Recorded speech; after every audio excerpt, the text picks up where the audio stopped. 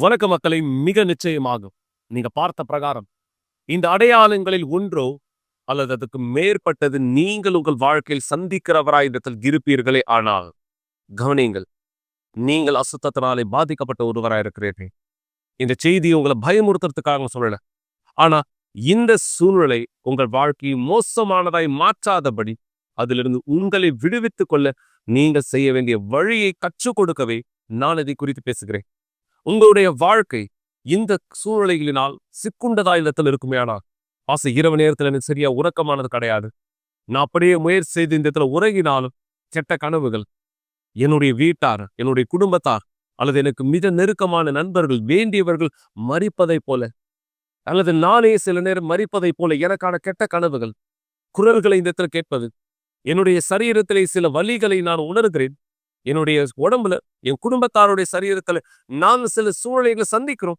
மருத்துவ ரீதியாக பார்க்கும்பொழுது எந்த விதமான பாதிப்பும் எங்களுக்கு இல்லை. நல்ல ஆரோக்கியத்தோடு இருப்பதை நாங்கள் இங்க இந்த மருத்துவரை சந்திக்கும் பொழுது மருத்துவர் சொல்றாங்க, இப்போ என்ன பிரச்சனை? எத்தனை பேர் நீங்க இப்படியான ஒரு சூழ்நிலையில் உங்களுடைய வாழ்க்கை வாழ்ந்துட்டு இருக்கீங்க? என் உடல் அந்த வலியானது இருக்கு. ஆனா டெஸ்ட் எடுக்கும் பொழுது டாக்டர் சொல்றாரு, நீங்க எல்லாமே பெர்ஃபெக்ட், ஆல் ரைட். அப்போ எது அந்த வலி உருவாக்குது? இந்த அசுத்தம். நீங்கள் ஆவிக்குரிய பிரச்சனையிலே பாதிக்கப்பட்ட ஒருவராய் இருக்கிறீர்கள். உங்களுக்கு ஆவிக்குரிய விடுதலை தேவையானதாய் விதத்தில் இருக்கிறது. எனவே நம்முடைய ஆலயத்தின் ஒவ்வொரு வெள்ளிக்கிழமையும், நேற்று இந்த சிறப்பான கூட்டம் முடிந்தது. மேலும் ஒவ்வொரு வெள்ளிக்கிழமையும் இந்த அசுத்தங்களை எதிர்த்து போராடுவதற்கான மிக விசேஷித்த கூட்டத்திலே நாம் இணைகிறோம். அடுத்த வெள்ளிக்கிழமை வரைக்கும் காத்திருக்க முடியாது. நான் சீக்கிரம் தேவனுடைய பதில் பெறணும். நாளை காலை 9:30 மணிக்கு ஆலயத்தில் எங்களோடு கூட இணைந்திருங்க. உங்களுடைய சூழ்நிலைகள், உங்களுடைய வழக்கை தேவனிடத்துல கொண்டு வாருங்கள். தேவன் மாறாத தேவனாக இருக்கிறார். அவர் நேற்றும் இன்றும் என்றும் மாறாத தேவன். உங்களுடைய வாழ்க்கையை விடுதலையாக்குகிற தேவனா இருக்கிறார், மாற்றுகிற தேவனா இருக்கிறார்.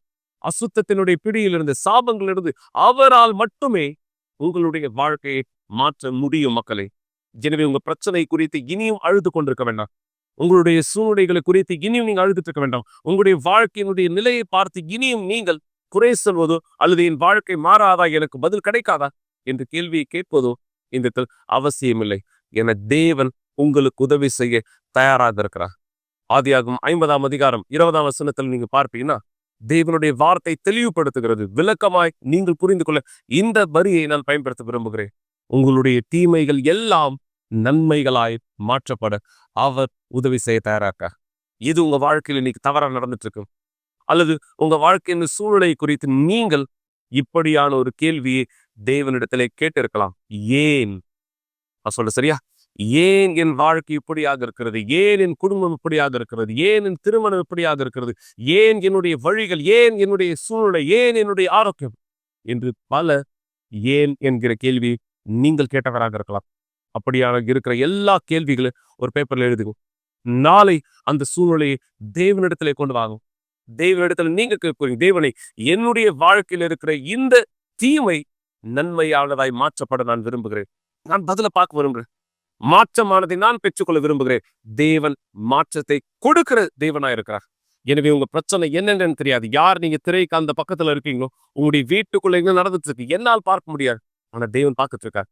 நீங்க எப்படி என்ன இந்த இடத்துல பார்த்துட்டு இருக்கீங்களோ, தேவனுடைய கண்கள் அதே போல் உங்களை பார்த்து கொண்டிருக்கிறது. கவனிங்க, நீங்க யார் இந்த நிகழ்ச்சியை பாக்குறீங்கன்னு நான் பார்க்கல.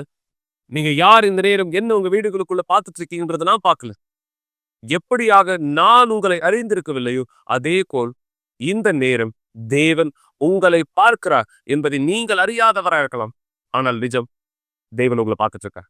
உங்களுடைய வாழ்க்கை அழிக்கப்பட்டதாய் தொடர்வதற்காக இல்ல, மாற்றுவதற்காக நீங்கள் அனுமதி கொடுத்தால் எப்படி உங்களுக்கு தேவன் ஏன் மூலமா இந்த வார்த்தையை கொடுக்கிறாரோ, இந்த வார்த்தையை கேட்டு நீங்கள் ஆலயத்தில் எங்களோடு இணைந்து உங்க வாழ்க்கையை மாற்றிக்கொள்ள படியெடுத்து வைப்பீர்கள். பல சாட்சிகளின் வரிசையில் நீங்களும் சாட்சிகளாய் தொடர முடியும். எனவே தொடர்ந்து பேசுவதற்கு முன்பாக தேவனுடைய வார்த்தையிலிருந்து ஒரு மிக பலனான காரியத்தை உங்களோடு பகிர்ந்து கொள்வதற்கு முன்பாய் இந்த அருமையான சாட்சியை பாருங்க. சாட்சி பிற்பாடு மீண்டும் இணைந்திருக்கலாம்.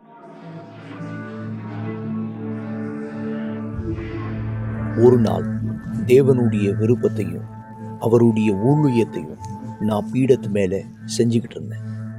நான் பீடத்தையும் பீடத்தினுடைய ஆசீர்வாதத்தையும் ஒதுக்கிவிட்டு இந்த மாதிரி மாறிட்டேன்.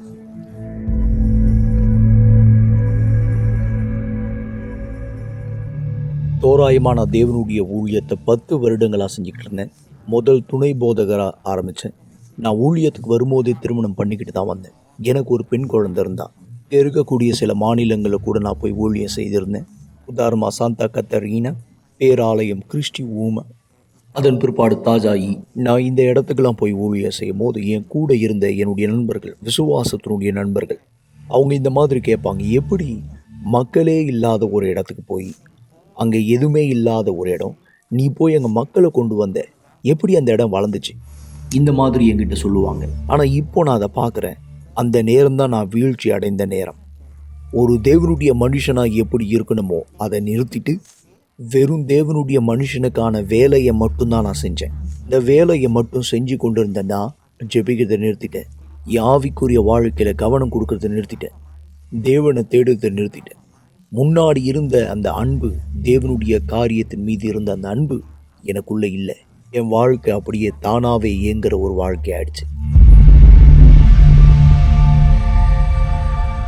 நான் இப்போ சொன்ன இந்த ஆலயங்களில் ஒரு ஆலயங்களில் நான் போகும்போது தான் அந்த இடத்துல எனக்கு வீழ்ச்சி ஏற்பட்டது. ஒரு நாள் நான் அந்த இடத்த விட்டு வேறு ஒரு மாநிலத்துக்கு போகிற அந்த சமயத்தில் என் மனைவியை நான் ஏமாற்றிட்டேன். என் மனைவியை ஏமாத்துகிற அந்த அழுத்தத்தோடு நான் எங்கே மாற்றப்பட்டனோ அந்த ஆலயத்தில் நான் அன்பின் சிகிச்சைக்கான கூட்டத்தை செய்ய வேண்டியதாக இருந்துச்சு. ஆனால் நான் இந்த மாதிரி நினச்சேன், காலம் கடந்து போகும், இந்த பாவம் தானாகவே மறைஞ்சிரும், காலம் போகிற போக்கில் இந்த பாவம் மறந்துவிடும், கண்டிப்பாக நான் செஞ்ச செயலையும் மறந்துடுவேன். ஆனால் எனக்குள்ளே நான் செஞ்ச அந்த குற்ற உணர்வு எனக்குள்ளே அது பயத்தை கொண்டு வந்தது, சந்தேகத்தை கொண்டு வந்தது, தனிமையை கொண்டு வந்தது. எல்லாத்துக்கும் மேலே நான் செஞ்ச அந்த அநீதி தேவன் தாமே என்னுடைய மனசாட்சிக்குள்ள அந்த பாரத்தை கொடுத்து கொண்டிருந்தார். ஒரு நாள் ஒரு நேரம் நான் நேர்மையாக இருக்க வேண்டிய நேரம் வந்துச்சு. ஒரு நாள் போதகருடைய கூட்டம் முடிஞ்ச பிற்பாடு என்னுடைய மேலே இருக்கக்கூடிய போதகரை நான் கூப்பிட்டேன். அப்புறம் என்னுடைய மனைவியை நான் கூப்பிட்டேன்.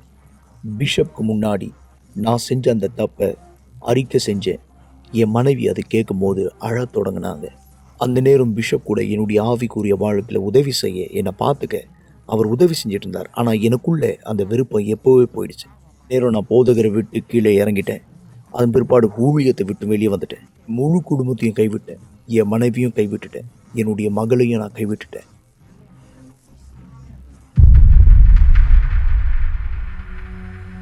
என்னுடைய அம்மா வீட்டை விட்டு நான் வெளியே வந்த பிற்பாடு என் குடும்பத்தை, என் மனைவியை, என்னுடைய மகளை கைவிட்டுட்ட பிற்பாடு என்னுடைய நண்பரில் ஒருவர் நிறைய குற்றம் பண்ணிட்டு இருப்பார். அந்த குற்றத்தை செய்ய நானும் அவரோடு சேர்ந்தேன்.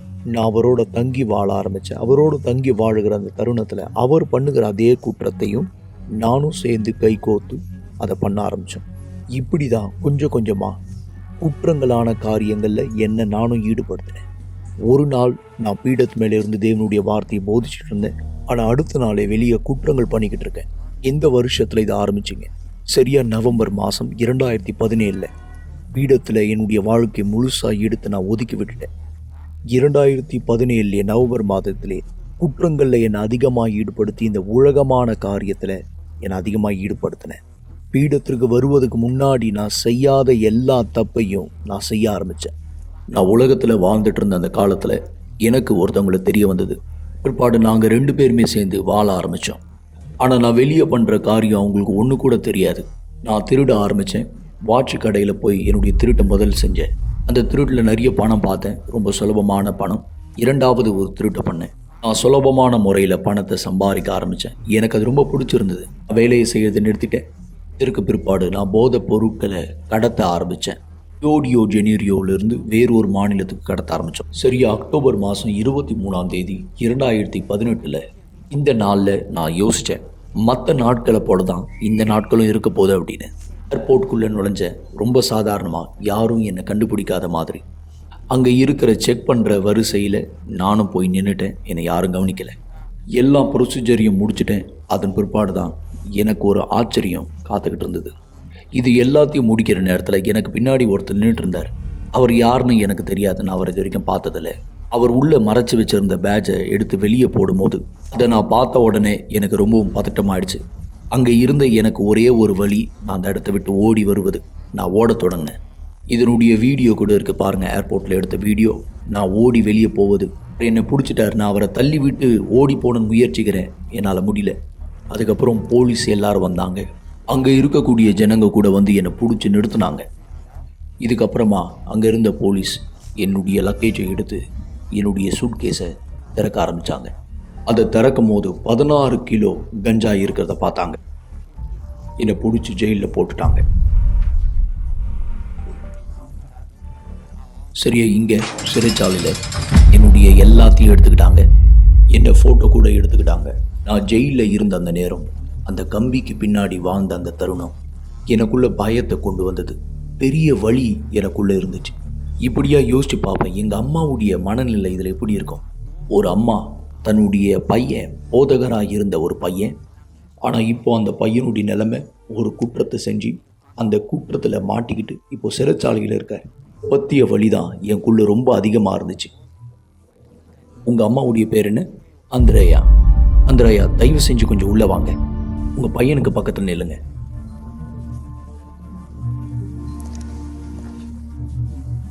இந்த சூழ்நிலை கடந்து போகும்போது ஒரு தாயா எப்படி உணர்ந்தீங்க? எதுவுமே சுலபமா இல்லை, ஆனால் நான் கைவிடலை. எனக்கு அவர்கிட்ட பேசுறதுக்கு எதுவுமே இல்லைனா கூட நான் எப்போவுமே பேசணும்னு முயற்சி பண்ணி பேசுவேன். ஆனால் அவர் கேட்பாரு, ஆனால் கவனம் கொடுக்க மாட்டார். அவர் எல்லாத்தையும் கவனிப்பார், ஆனால் எதுவும் செய்ய மாட்டார். ஆனால் நான் வந்து பீடத்தினிடத்தில் போனேன், தேவனிடத்தில் கூக்குரல் செய்தேன். தேவன் எனக்கு நீதி செய்யறதுக்காக, ஏன்னா எனக்கு நீதி தேவையாக இருந்தது. அப்போது அவர் வந்து ஒரு நாள் அழுது கீழே குனிஞ்சு எனக்காக ஜெபிங்க அப்படின்னு சொன்னார். அந்த ஜெபத்தை அவங்க எனக்கு செஞ்ச பிற்பாடு தான் நான் தீர்மானம் எடுத்தேன். முன்னாடி என்ன செஞ்சேனோ அதையே நான் திருப்பி செய்ய போகிறேன். அந்த சிறைச்சாலையிலே நான் முழங்கால் பண்ணிக்கிட்டு ஜெபிக்க ஆரம்பித்தேன். அங்கே என்னுடைய இருதயத்தை திறந்து என்னுடைய இருதயத்தை கிழிச்சு ஆண்டவர்கிட்ட இரக்கத்தை கேட்டேன். ஆண்டவரே, எனக்கு ஒரு வாய்ப்பு கொடுங்க. நான் பண்ண அந்த ஜெபத்தில் உறுதியாக சொல்ல முடியும், தேவன் என்னுடைய ஜெபத்தை கேட்டார்.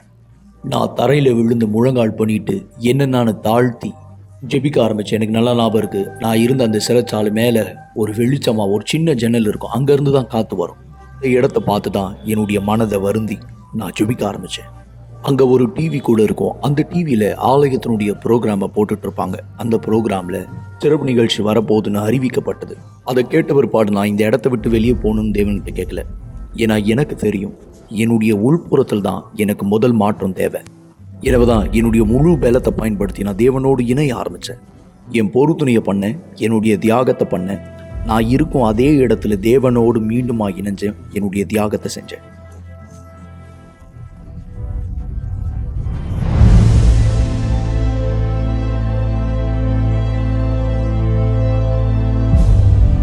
இதே பாதையில் நான் தொடர்ந்து போய்கிட்டு இருக்க இந்த நேரம், நான் உண்மையாகவே பரிசுத்தாவியால் நிரப்பப்பட வேண்டிய அவசியம் இருந்தது. அந்த நாள் என்னை பொறுத்த வரைக்கும் என்னால் மறக்க முடியாத ஒரு நாள்.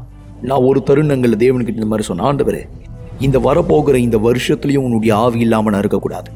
ஒரு புதிய வருஷம் ஆரம்பிக்கும் போது எல்லோரும் இந்த மாதிரி சொல்லுவாங்க, இனிய புத்தாண்டு நல்வாழ்த்துக்கள். நான் தேவன்கிட்ட சொல்லுவேன், ஆண்டவரே, எனக்கு எப்படி இனிய புத்தாண்டு நல்வாழ்த்துக்களாக இருக்க முடியும்? எனக்குள்ள உங்கள் ஆவி இல்லைனா.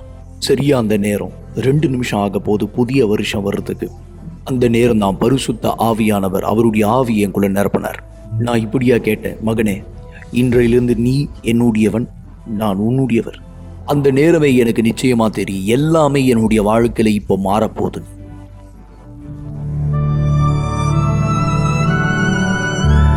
சரியா இந்த நாள் தான் ஜனவரி மாதம் 19ஆம் தேதி. எல்லோருக்குமே ஒரு ஆச்சரியமான ஒரு நாள். என்னுடைய தண்டனை காலம் முடிந்து சிறைச்சாலையிலிருந்து என்னை விடுதலை செஞ்சாங்க. நான் அங்கிருந்து வெளியே வந்த உடனே ஓடி முதல் ஆலயத்துக்கு தான் வந்தேன், பீடத்துக்கு முன்னாடி வந்தேன்.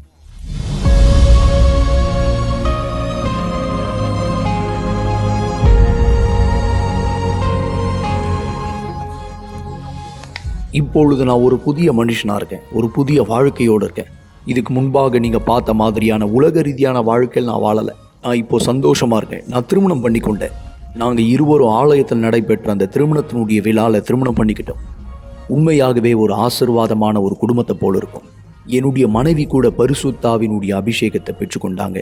எங்களுடைய வாழ்க்கை ஆசீர்வாதமாக இருக்குது. எங்களுடைய திருமண வாழ்க்கை மிகவும் ஆசீர்வாதமாக இருக்குது. எல்லாத்துக்கும் மேலே எங்கள் 2 பேருக்குமே ஒரே ஒரு நோக்கம், ரட்சிப்பை முதலாவது தேடுவது, ரட்சிப்பை முதல் இடத்துல வைப்பது. இன்றைக்கு பார்த்தீங்கன்னா என்கிட்ட போதகர் அப்படின்ற ஒரு தலைப்பு இல்லை. ஆனால் அதுக்கு பதிலாக என்கிட்ட உண்மையான திருப்தி, உண்மையான சந்தோஷம், சமாதானம் இருக்குது. என்னுடைய குடும்ப வாழ்க்கை மாறப்பட்டிருக்கு. ஒரு மனுஷனா நான் மாறியிருக்கேன். தேவனால் பிறந்த ஒருவனா, பரிசுத்தாவின் நிறைந்த ஒரு மனுஷனா என் வாழ்க்கையில் நடந்த இது எல்லாத்தையும் நான் பார்க்கும்போது ஆண்டவருடைய இரக்கம் எவ்வளோ பெரியதுன்னு பார்க்குறேன். அதனை பெற எனக்கு தகுதி இல்லைனாலும் கூட அவருடைய இரக்கம் பெரியது. அது இருந்தாலும் கூட அவர் என்னை காப்பாற்றினார் சிறைச்சாலையிலிருந்து. என்னுடைய நேர்மையான ஜபத்தை பார்த்தார்.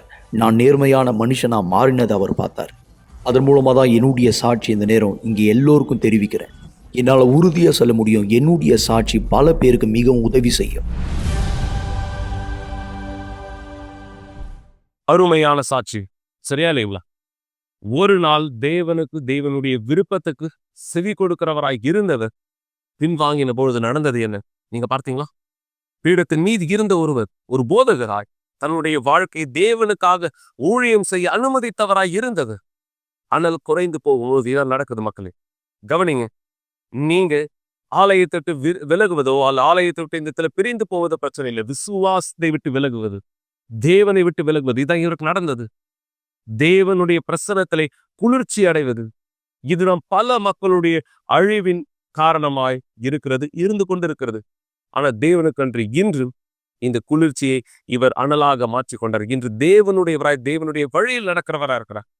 பழைய வாழ்க்கையை தேவன் இந்த இடத்துல அழிக்க இவர் கதவை திறந்தா. தேவன் உதவி செய்தா. தேவன் இதை உங்க வாழ்க்கைக்கும் செய்ய விரும்புகிறார், உங்க வீட்டுக்கும் செய்ய விரும்புகிறார், உங்களுடைய குடும்பத்தில் இருக்கிற மக்களுக்கும் செய்ய விரும்புகிறார். ஆனா துவக்கம் உங்களிடமிருந்து. நீங்க தேவனுக்கு அனுமதி கொடுக்க தயாரா இருக்கீங்களா? அல்லது இன்னும் உங்க பிரச்சனை குறித்து, உங்களுடைய சூழ்நிலை குறித்து, தேவனை குறித்து குறை சொல்கிறவரா இருக்க போறீங்களா? உங்க வாழ்க்கையை மாற்ற தேவன் வல்லமையானவரா இருக்கார்.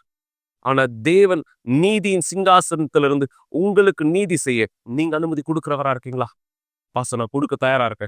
எனவே நீங்க ஸ்கிரீன்ல பார்க்கிற இந்த தொலைபேசி எண்கள் இப்போதே தொடர்பு கொள்ளலாம். இந்த நேரமே நீங்க என்ன சூழ்நிலை கடந்து போறீங்க நீங்க குறிப்பிடுங்க.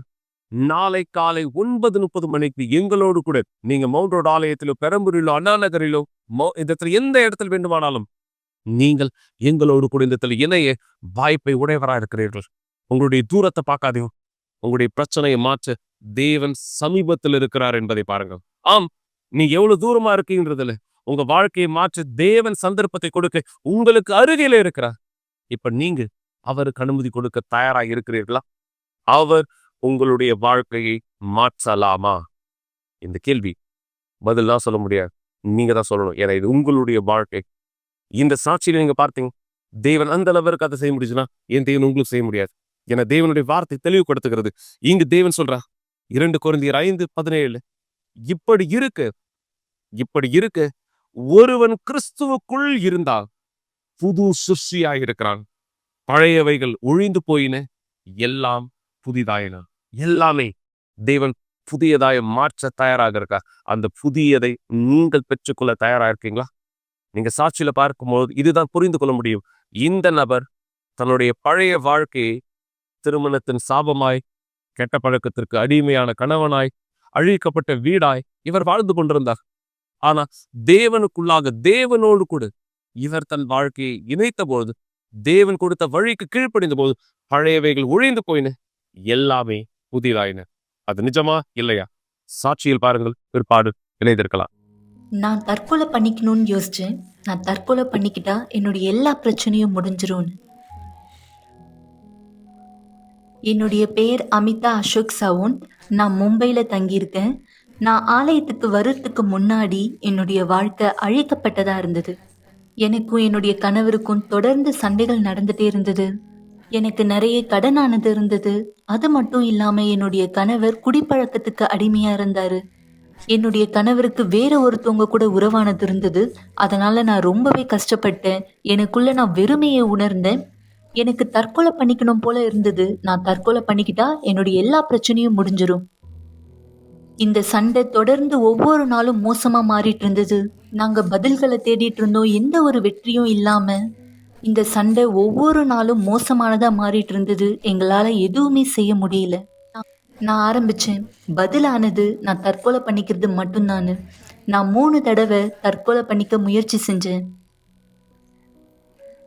முதல் தடவை நான் விஷத்தை குடிக்கணும்னு முயற்சி செஞ்சேன். 2வது தடவை பல மாத்திரைகளை நான் எடுத்துக்கிட்டேன். 3வது தடவை கிருஷ்ணாயில என் மேலே ஊற்றிக்கிட்டேன், என்னை நான் எரிச்சுக்கிறதுக்காக. ஆனால் இது எதுவுமே வேலை செய்யலை. நான் காப்பாற்றப்பட்டேன். நாங்கள் 2 பேருமே எங்கள் பசங்க முன்னாடி தான் சண்டை போட்டுப்போம். என்னுடைய பொண்ணு இதை பார்த்ததுனால எங்ககிட்ட சரியாக பேசுறது கூட கிடையாது. அவள் இப்படியா உணர்ந்தா? என்னுடைய அம்மாவும் அப்பாவும் எப்பவும் சண்டை போட்டுட்டு தான் இருக்காங்க. மக்கள் எங்களை பார்க்கும்போது எங்களை பார்த்து அவங்க சிரிப்பாங்க. இவங்களுக்கெல்லாம் எதுவும் மாற போகிறது கிடையாது, இவங்க எப்படி இருக்காங்க பாரு, இவங்க வீடு எப்படி இருக்குன்னு பாரு, இவங்களுக்கு போட்டுக்க ஒரு நல்ல துணி கூட இல்லைன்னு இப்படியா மக்கள் என்னை பார்த்து சிரிப்பாங்க.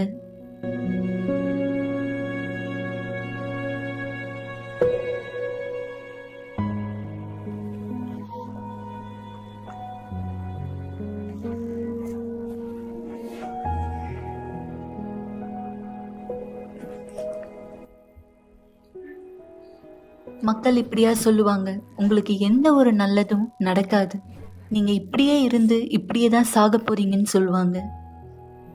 என்னுடைய குடும்பத்தார் கூட எனக்கு மரியாதை தரல. அவங்க என்னை புறக்கணிக்கிறத போல என்னை நடத்தினாங்க. நான் என் குடும்பத்தார் கூட இருக்கிறதுக்கு பதிலா நான் தனியாவே இருக்கலான்ற மாதிரி உணர்ந்தேன். என்னுடைய வாழ்க்கை சோகத்தால நிரப்பப்பட்டிருந்தது. நான் இப்படியாக யோசிச்சேன், இனி எதுவுமே மாறப்போறது இல்லை, எந்த வெற்றியும் நான் பார்க்க போறது இல்லைன்னு. நான் இப்படியாக யோசிச்சேன், நான் ஒரு ஏழையாவே இருந்து ஏழையாவே சாக போறேன்னு. நான் சந்தோஷமே இல்லாத மாதிரி உணர்ந்தேன். என் கணவர் வீட்டுக்கு வரும்போது என்னை போட்டு அடிக்க ஆரம்பிப்பாரு. அவருடைய வேலையில ஏதாவது பிரச்சனை அப்படின்னா அந்த கோவத்தை எல்லாத்தையுமே என் மேல காட்டிடுவாரு. என்னை அசிங்கமா திட்டுவாரு. நான் இப்படியா உணர்ந்தேன், இனியும் என்னால இதெல்லாம் ஏத்துக்க முடியாதுன்னு. சில நேரத்துல அவர் என்னை ரொம்ப அதிகமா அடிப்பாரு. அவர் அடிக்கிற அடியில என்னால எழுந்துக்க கூட முடியாது, அந்த மாதிரி அடிப்பாரு. என் கணவருக்கு கல்யாணத்துக்கு முன்னாடியே குடிப்பழக்கமானது இருந்தது. அவர் குடிப்பாரு. ஆனா கல்யாணத்துக்கு அப்புறம் அதிகமா குடிக்க ஆரம்பிச்சுட்டாரு. எல்லா நாளுமே குடிச்சிட்டு தான் வருவாரு. ஒரு நாள் கூட அவர் குடிக்காம வீட்டுக்கு வரவே மாட்டாரு.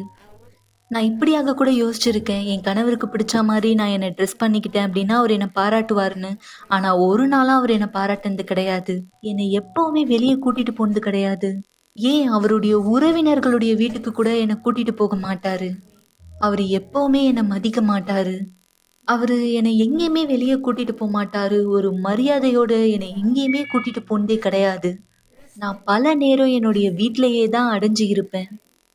என்னுடைய நண்பர் ஒருத்தவங்க யுனிவர்சல் ஆலயத்தை பற்றி சொன்னாங்க. அது ஒரு வெள்ளிக்கிழமையாக இருந்தது. அப்போதான் நான் முதல் தடவை வந்திருந்தேன். அது ஒரு வெள்ளிக்கிழமை கூட்டமானதாக இருந்தது.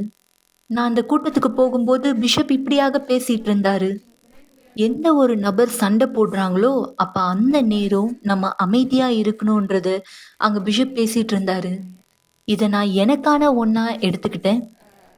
ஏன்னா யாராவது என்கிட்ட சண்டை போடுறாங்க அப்படின்னா நானும் அவங்க கிட்ட திரும்ப சண்டை போடுவேன். நான் இந்த வார்த்தையை கேட்கும்போது நான் சொன்னேன், இல்லை, நான் தான் மாறணும், நான் தான் முதலாவது மாறணும். நான் சண்டை வரும்போது அமைதியாக இருக்கணும்னு நான் வீட்டுக்கு போனேன். நான் வீட்டுக்கு போகும்போது என்னுடைய கணவர் குடிச்சிட்டு இருந்தாரு, என்கிட்ட சண்டை போடணும்னு தயாராக இருந்தாரு, என்கிட்ட கெட்ட வார்த்தையெல்லாம் பேசினாரு. நான் சொன்னேன், இல்லை, நான் எதுவுமே சொல்லலை. அந்த நாள் நான் எதுவுமே சொல்லலை. எங்களுடைய சண்டை முடிஞ்சிருச்சு. அவரும் அந்த சண்டையை முடிச்சிட்டாரு. அந்த நாள் ரொம்ப அற்புதமாக போச்சு. அதற்கு பிறகு நான் புதன்கிழமை கூட்டத்துக்கு வந்திருந்தேன். அப்போ பிஷப் பேசினாரு, நீங்கள் எல்லாரையுமே மன்னிக்கணும்னு. என்னால் என்னுடைய குடும்பத்தாரை மன்னிக்க முடியல. ஆனால் அந்த புதன்கிழமை கூட்டத்தில் நான் கற்றுக்கிட்டேன், இதை தான் நான் தியாகம் பண்ணணும்னு. இது உண்மையாகவே ரொம்ப கடினமானதாக இருந்தது. இது எனக்கு ரொம்பவே கடினமான ஒரு தியாகமாக இருந்தது. ஏன்னா என்னால் அவங்கள மன்னிக்கவே முடியாமல் இருந்தது. எப்போல்லாம் நான் அவங்கள பார்க்குறேனோ அப்போ நான் அதிகமாக கோவப்படுவேன். ஆனால் அந்த நாள் நான் அவங்கள மன்னித்தேன். நான் சொன்னேன், தகப்பனே, இது எனக்கு ரொம்பவே கடினமான ஒன்று, நான் அவங்கள மன்னிக்கிறது. ஆனால் நான் உங்களுக்காக தாகமாக இருக்கேன், நான் புரிஞ்சுக்கிறேன், மன்னிப்பு எனக்கு தேவைன்னு. அந்த நாள் நான் அவங்கள மன்னித்தேன். அதே நாளில் தான் நான் பரிசுத்தாவியை பெற்றுக்கொண்டேன். அந்த ஒரு சந்தோஷத்தை என்னால் வார்த்தைகளால் சொல்ல முடியல. அது என்னன்றதை என்னால் சொல்ல முடியல. அது எல்லாவற்றிற்கும் மேலானது. அது ரொம்பவே கடினமானது. அந்த ஒரு உணர்வை வெளிப்படுத்துறதுன்னு சொல்லும்போது அதை நம்மளால் வெளிப்படுத்த முடியாது. நான் பல நாள் எனக்குள்ள ஒரு வெறுமையை உணர்ந்த, வெறுமையாக இருந்தேன். ஆனால் எப்போ பரிசுத்தாவி எனக்குள்ளே வந்தாரோ எனக்குள்ள ஒரு சந்தோஷம், சமாதானம் இருந்தது. நான் ரொம்ப சந்தோஷத்தை உணர்ந்தேன். நான் இஸ்ரவேல் சிறப்பு நிகழ்ச்சியை பற்றி ஆலயத்தில் கேள்விப்படும் போது நான் யோசித்தேன், என்னுடைய கணவரை நான் பீடத்தில் தியாகமாக அர்ப்பணிக்கணும்னு. நான் மாறிட்டேன், ஆனா என்னுடைய கணவர் இன்னமும் அதே போலதான் இருக்காரு. அதனால இந்த சிறப்பு நிகழ்ச்சியில நான் என்னுடைய கணவரை பீடத்துல அர்ப்பணிச்சேன். அவருடைய வாழ்க்கை மாற்றத்துக்காக அந்த சிறப்பு நிகழ்ச்சியில நான் நிறைய விஷயத்த செஞ்சேன். நான் என்னுடைய கணவருக்காக சொன்னேன், ஆண்டவரே, நானும் என் கணவரும் சேர்ந்து வருவோம் எங்களுடைய தியாகத்தை இந்த பீடத்தின் மேல வைக்கிறதுக்காகன்னு. யாருமே எங்ககிட்ட இப்படியாக சொல்லல. நீங்க தியாகம் பண்ணணும்னா இத பண்ணணும், இப்படியாக செய்யணும், இததான் அர்ப்பணிக்கணும்னு. நான் தேவனிடத்துல இருந்து கேட்டேன். தேவன் தான் எங்களுக்கு சொன்னாரு, இததான் நீங்க செய்யணும்னு. அதனால தான் நான் அத செஞ்சேன். நான் ஒரு குறிப்பிட்ட தொகையானதை எடுத்தேன். நான் அந்த தொகையை எடுத்து நான் பீடத்துல தியாகமானது செஞ்சேன். என்னுடைய கணவரையும் நான் தியாகம் செஞ்சேன். இன்னைக்கு என்னுடைய கணவர் விசுவாசத்தினுடைய கணவரா இருக்காரு. அவரு மாறிட்டாரு. இனியும் என்னுடைய கணவர் எந்த ஒரு கெட்ட பழக்கத்துக்கும் அடிமையா இல்ல. அவரு ஒரு தேவனோட மனுஷரா இருக்காரு. தேவனுடைய ஊழியத்தை செய்றாரு. இன்னைக்கு நாங்க குடும்பத்தோடு சந்தோஷமா ஆசீர்வதிக்கப்பட்டு இருக்கோம். என் குடும்பம் ஆசீர்வதிக்கப்பட்டிருக்கு. ரொம்ப அதிகமா ஆசீர்வதிக்கப்பட்டிருக்கு. நான் இனியும் அதே அமிதாவா கிடையாது. என் கணவரும் முன்பிருந்த கணவரை போல கிடையாது. அவர் இன்னைக்கு என்ன அதிகமா நேசிக்கிறாரு. நாங்க இன்னைக்கு இங்க இருக்கோம். நாங்க 2 பேருமே தேவனுடைய ஊழியத்தை செய்யறதுக்காக, 2 பேருமே பாத்துக்கிறதுக்காக தேவன் தான் எங்களுடைய வாழ்க்கையில முதலாவதா இருக்காரு. நான் இங்க வரும்பொழுது என்னுடைய குடும்பமும் என் திருமண வாழ்க்கையும் உயிர்ப்பிக்கணுன்றதுக்காக தான் நான் இங்க வந்தேன். ஆனா நான் யுனிவர்சல் ஆலயத்திற்கு வரும்பொழுது நான் உண்மையை கற்றுக்கொண்டேன். இன்னைக்கு பரிசுத்தாவி மட்டும்தான் எல்லாத்த விட சிறந்தது, எல்லாவற்றிற்கும் மேலானது. அதை தவிர வேற எதுவுமே கிடையாது.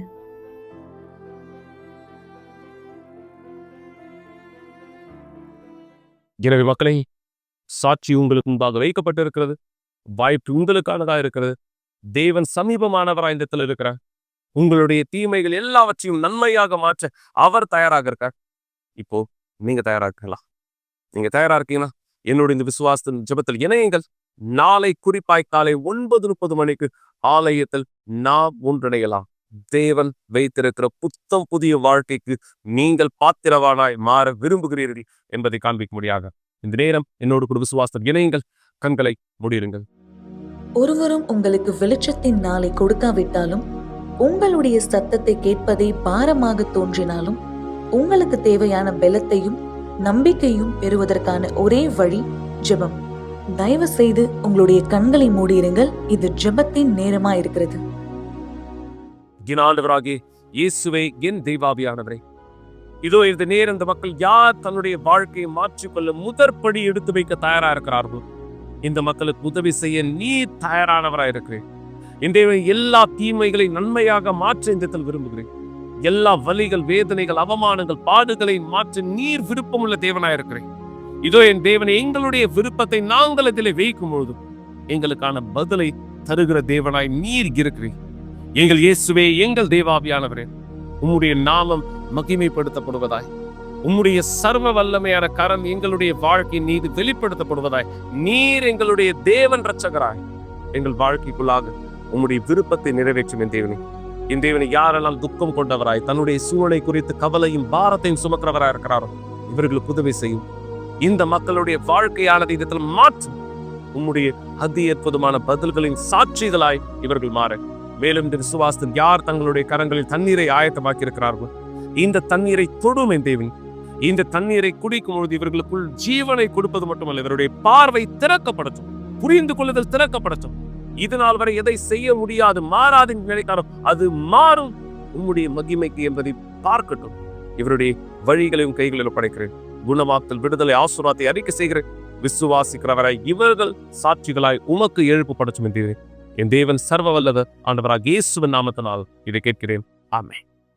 தேவன் அவர் பதில கொடுக்க தயாரா இருக்கா? நீங்க தயாரா இருக்கீங்களா? எனவே மக்களின் நாளை காலை 9:30 மணிக்கு தவற விடாதீர்கள்.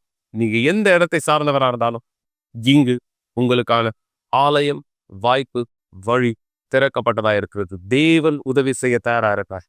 எங்களோடு இணையுங்கள். அவருடைய திட்டம் உங்கள் வாழ்க்கையில் நிஜமாக்கப்படட்டும். இயேசுவின் நாமத்தினாலே